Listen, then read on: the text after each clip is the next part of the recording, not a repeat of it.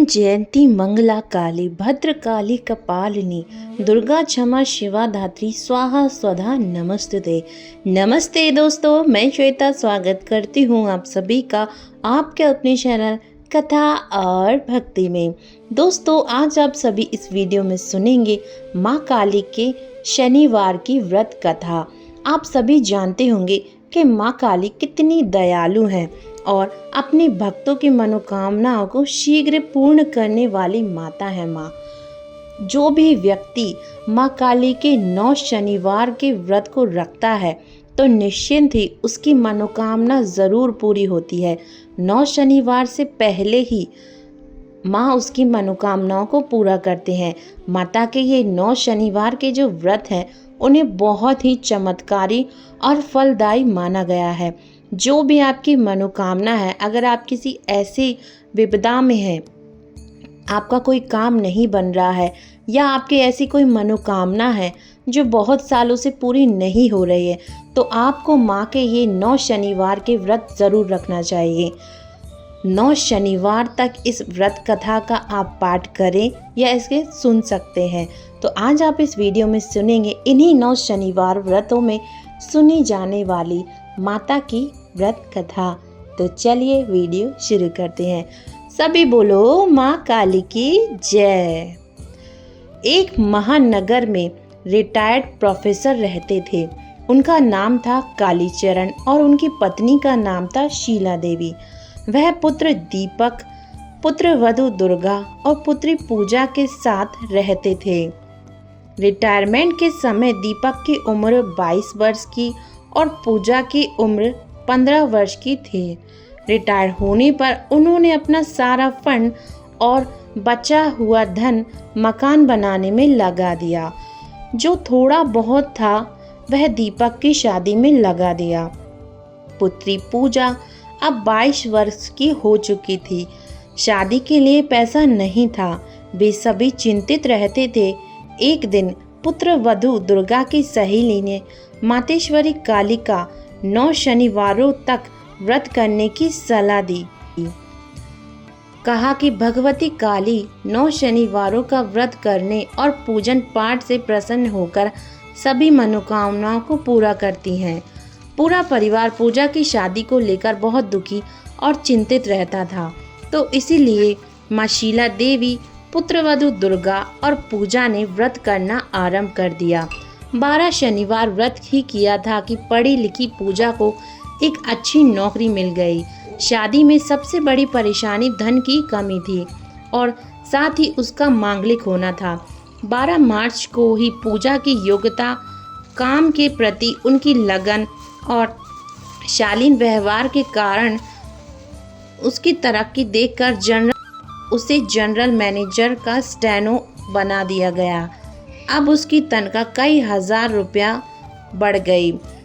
घर का खर्च दीपक चला रहा था। पूजा का 3/4 वेतन शादी के लिए जोड़ा जाने लगा। दीपक को भी तरक्की मिल गई थी।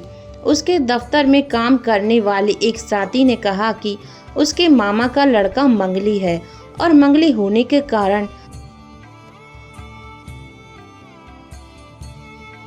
उसे कोई अच्छी लड़की नहीं मिल रही।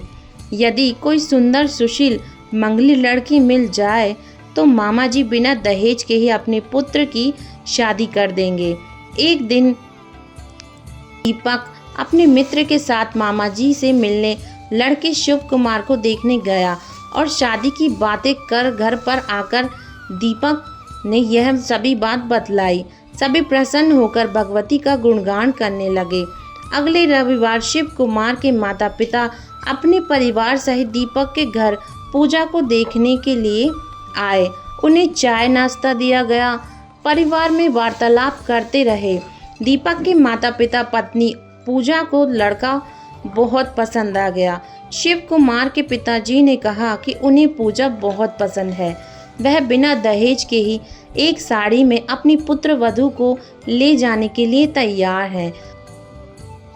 उन्होंने पूजा के पिता से कहा कि आप किसी पंडित से मिलकर शीघ्र ही शीघ्र शादी का मुहूर्त निकलवा दीजिए।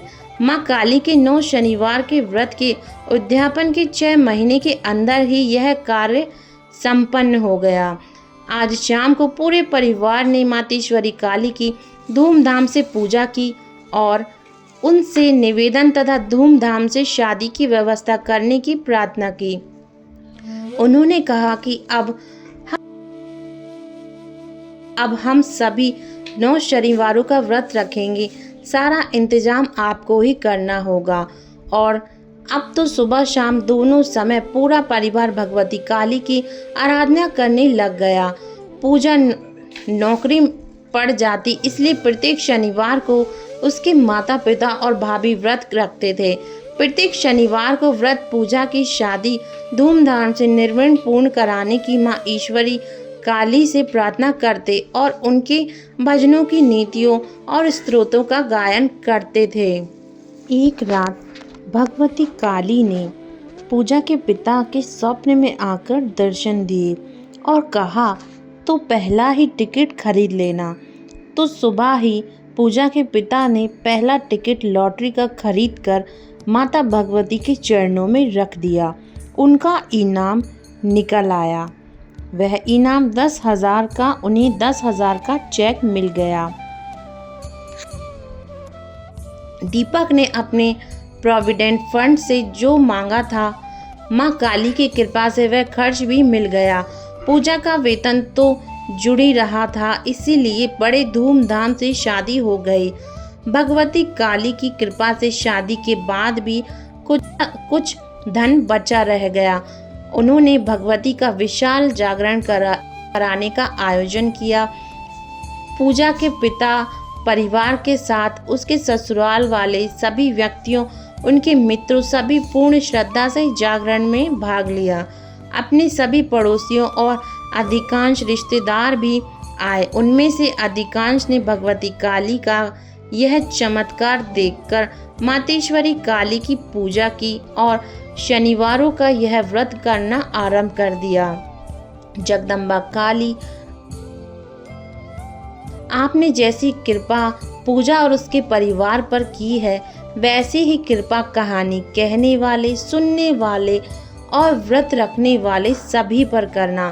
बोलो जगदम्बा काली की जय, माँ महाकाली की जय, माँ मातेश्वरी दक्षिणा काली की जय, माँ भगवती की जय। धन्यवाद दोस्तों कथा सुनने के लिए। ये थी माँ काली के 9 शनिवारों की व्रत कथा। आशा है आपको ये व्रत कथा पसंद आई होगी। अगर आप भी अपने जीवन में ऐसी परिस्थितियों का सामना कर रहे हैं जहां आपको कोई रास्ता नहीं दिख रहा है, आप आर्थिक रूप से परेशान हैं या सांसारिक रूप से आपको कष्ट मिल रहे हैं, तो आपको भी माँ काली के 9 शनिवारों के व्रत को ज़रूर रखना चाहिए। जय माता दी, जय माँ काली।